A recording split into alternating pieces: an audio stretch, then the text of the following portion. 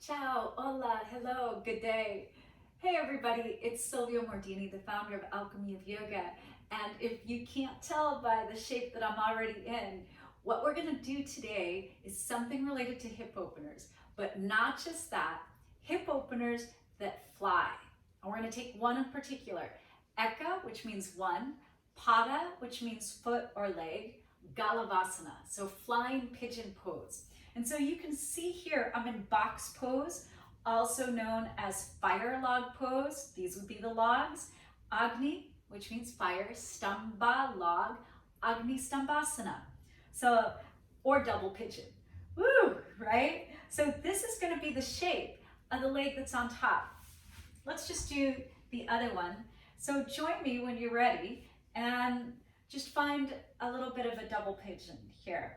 We're stacking knee with ankle, ankle with knee, and just making sure that we understand this is the shape. Now I want you to do me a favor. Touch the part of your foot, if it had a shoe on it, where the shoelaces would be. Yeah? So where would the shoelace part of your foot be? Much more by the toes, right? Not like up here by the ankle. Like just think of like a Converse, just like a tennis shoe. So down here, we want this part to make contact with our upper arm. We're gonna create a little bit of a neural pathway so that they can meet and have like a relationship, and then hopefully we can fly using that relationship. So top leg will be in this angle. All right, well, let's try this. Let's bring our feet in front of us, have a brick or two, okay? And we're gonna just take our left ankle and put it right above our right knee. We're in that pigeon shape, okay? And so here we are. Now extend your right leg out, and I just wanna call attention to the internal rotation on the straight leg. But what will be taking place is that this leg is behind us, like a pigeon. We'll do that in a moment as well. This leg will be in this shape, like pigeon, like the number 4, okay? So walk this in, and now bring your upper right arm in the shoelace part of your left foot.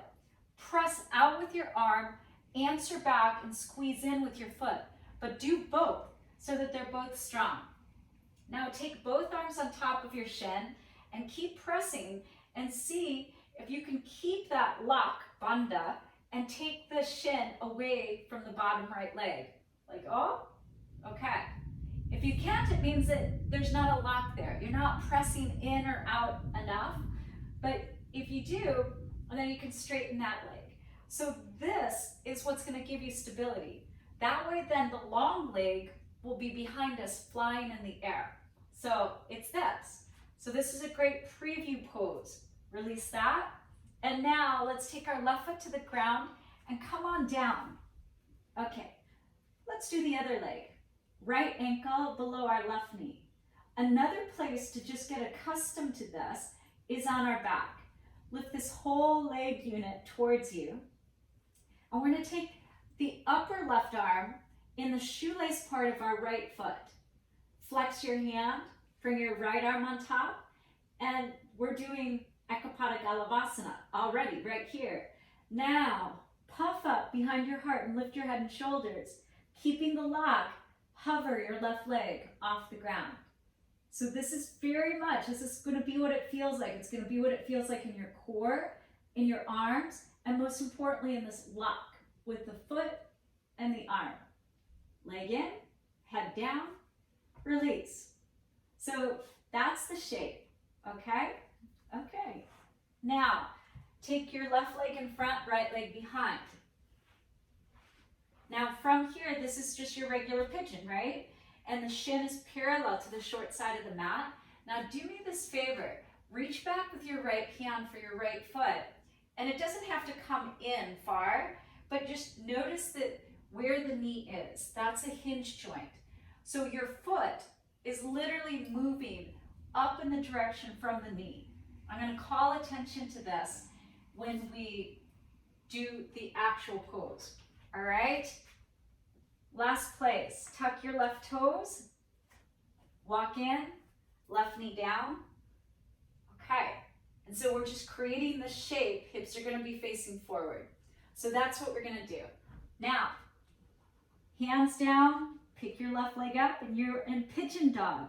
I love Pigeon Dog. There's 5 million things we can do from here, including Ekapada Galavasana. So put your knee down, and let's put one brick in front. High is a little too high for me because I'm not so tall. It might be fine for you. And the smaller you are, the closer to the ground this will have to be. Now, how far back? We're gonna have to test this out. So, we're back to the cow dog.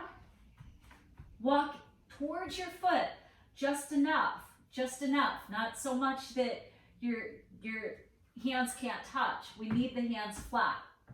And now the brick is a little too far for me, so I have to move it in. It's gonna be an adjustment. And then I might go, oh yeah, still not enough. But we need to create a tripod between our hands and the brick. Now hook, really hook your foot on your outer upper arm, but press out with your elbow. Put your head down and squeeze your right knee in. Now see where the foot comes off of the knee? That's the direction that we're going, okay? Just like we did on the floor just moments ago in Pigeon. The foot moves up in the direction from the knee joint. Not out, but up. Let's try it again. Up, right?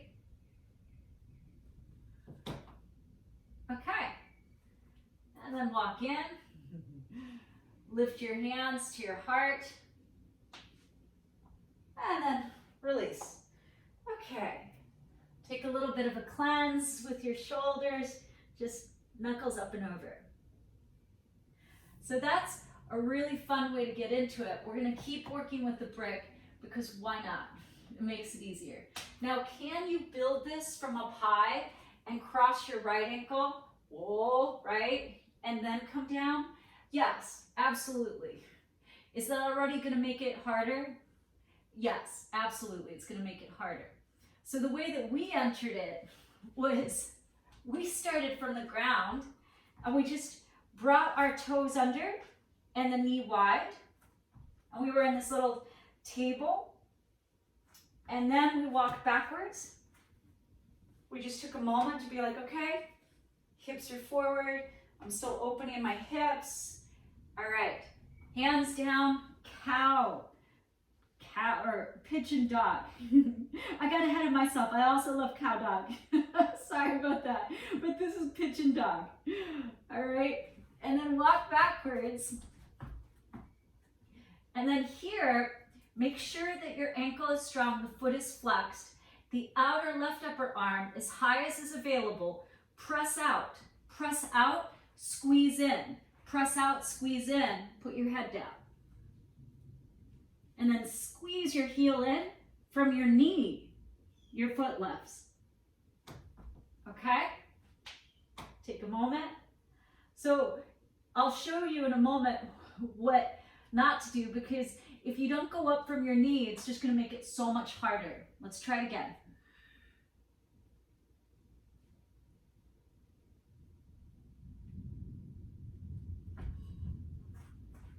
Right? Okay. Right foot down, forward fold. Walk your hands out, knees down. So what happens is people try to take the leg and extend it back into the air straight, right? Instead of like seeing that the position of the body, the knee is bent, and this is a Newtonian theory, right? Like dropping an apple, the direction that something goes, then it rebounds back up, like it makes sense. So instead, we're fighting the physics of it. So this is what happens. People will try to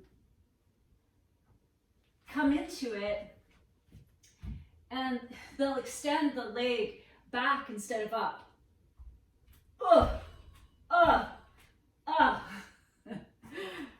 Yeah?